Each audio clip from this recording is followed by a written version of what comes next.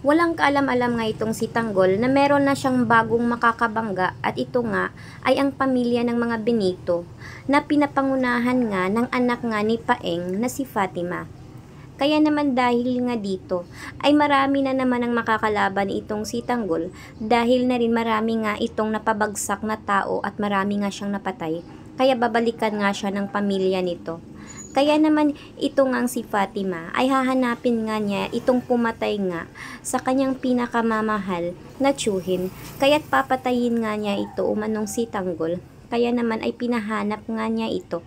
At dito ay magpapanggap nga siya na bilang isang simpleng tao. Subalit nga malaki nga ang pamilya nga nito ng mga Benito dahil na rin ay maganda rin ang kanilang negosyo.